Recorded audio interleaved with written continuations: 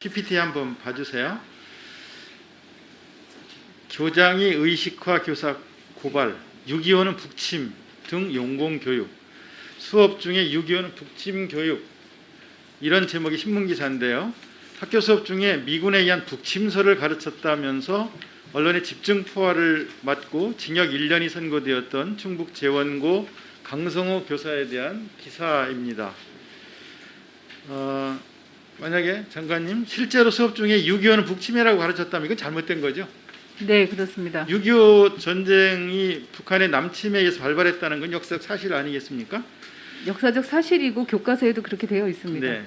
그런데 그 교사가 수업 시간에 그렇게 북침설을 가르쳤다는 건 좀 이상하지 않습니까? 미군, 특히 미군 북침설이라고 그랬는데요. 미군은 1948년에 철수를 해서 6.25가 시작될 때는 미군이 없었지 않습니까? 이건 누구나 다 아는 역사적 사실인데 6.25가 미군에 의한 북침이라고 교사가 가르쳤다. 뭔가 좀 이상해요. 근데 이 사건은 강성호 선생이 수업 시간에 학생들에게 화보집에 실린 북한 사진들을 보여주면서 설명을 하고 북침 발언을 했다라고 하는 것에서 시작이 되었는데요. 그때 일간지에 실린 저런 사진들을, 일간지에 실린 일본 사진작가가 찍은 저런 사진들을 보고 저걸 갖고 이야기를 시작한 거예요. 일본 사진작가 구보다 히로치의 사진들인데요. 그리고 사진집에 나와 있는 이런 백두산 사진 같은 것들을 보여준 거예요. 이런 사진들을 보여주면서 그러면서 이제 북한에 대한 얘기를 했다는 건데, 학생들이 상담을 하다가 담임 선생님이 이런 북침설 얘기를 듣고 교감한테 얘기를 했고, 교감은 바로 최순길 교장한테 얘기를 했고, 교장은 교감의 말을 듣고 당국에 고발을 하게 된 거예요. 그런데 당시 변호를 맡았던 김동현 변호사는 학생들이 6.25 때 평양이 미군 폭격으로 폐허가 됐지만 좀 전에 사진에 보는 것처럼 저런 도시로 변했다는 얘기를 듣고 이 미군 폭격을 미군 북침으로 잘못 이해한 것에서 이 사건이 비롯되었다라고 추정을 했고요. 변호사가 그렇게 이야기를 했어요. 당시 강성호 선생이 가르쳤던 학생이 한 900명 정도 되는데요. 북침설 이야기를 들었다는 학생이 6명이었어요. 중요한 건 그 중에 2명이 그 시간에 결석을 했고 나머지 학생 6명들의 진술도 서로 엇갈렸어요. 한번 PT 한번 보세요. 당시 지원고 학생들은 북침설 주장이 이게 조작이라면서 농성을 했거든요. 그러면서 학생들이 탄원서를 제출을 했는데 탄원서 내용에 보면 4월 11일 북침설을 가르쳤다고 한 날 그 들었다고 한 학생이 학교로 오지 않았는데 어떻게 그 일을 알 수 있으며, 4월 25일 화보를 보는 날 또 다른 학생이 학교로 오지 않았는데 어떻게 그 일을 알 수 있겠는가. 또 그 다음 PT를 보면 학생들 말을 보면 재수생 6명이 들었다는 아이들이 재수생들이에요. 같이 몰려다니는 재수생인데 6명인데 그중에 결석한 아이들도 있는데 앞뒤가 안 맞다. 다른 애들, 그 반에 그 교실에 그 수업을 들은 다른 애들은 하나도 못 들었다는데 뒷자리에 앉은 애들 6명만 들었다는 게 이상하다. 그리고 그 다음 PT를 보면 교장 선생님은 학생들 얘기만 듣고 고발을 했는데 너무 경솔하다고 생각한다. 왜 학생들 그 반 2학년 7반에도 전체 말은 안 듣느냐. 이런 이야기들을 그때 학생들이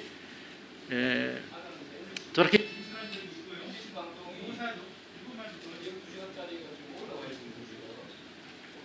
교사도 북침설을 가르친 적이 없다고 일관되게 주장을 했고, 변호인은 이렇게 말을 했어요.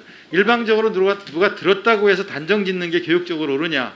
학교가 교육적으로 좀 조사를 해보고 또 교사 말도 들어보고 했어야 되는 게 아니냐. 사실관계 확인도 안 하고 바로 신고해서 구속하고 징역살이 시키는 게 교육적으로 옳으냐. 이렇게 당시 변호인이 말을 하고 있거든요. 정부 당국은 공안 사건으로 분류해서 유죄 추정의 원칙을 적용한 뒤에 교장이 고발하고 경찰이 입건하고 검찰이 기소하고 유죄 판결을 내리는 것을 신속하게 진행을 했단 말이에요.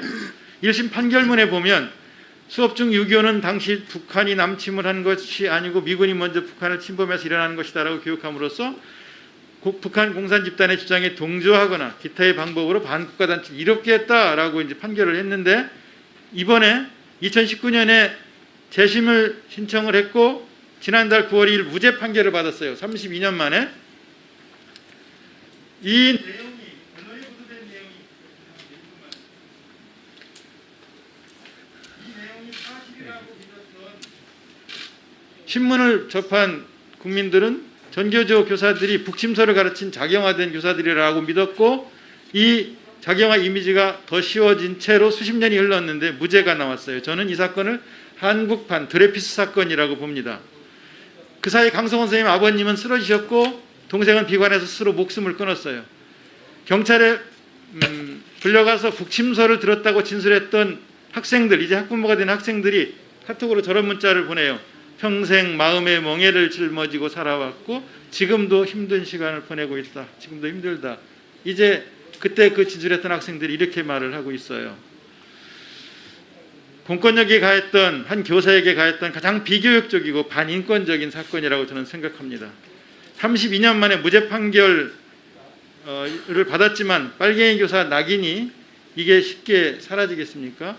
정부 차원의 공식 유감 표명 또는 사과가 있어야 한다고 생각을 하는데 장관님 답변을 이 교사에 대한 명예회복과 피해 보상은 어떻게 하실 건지.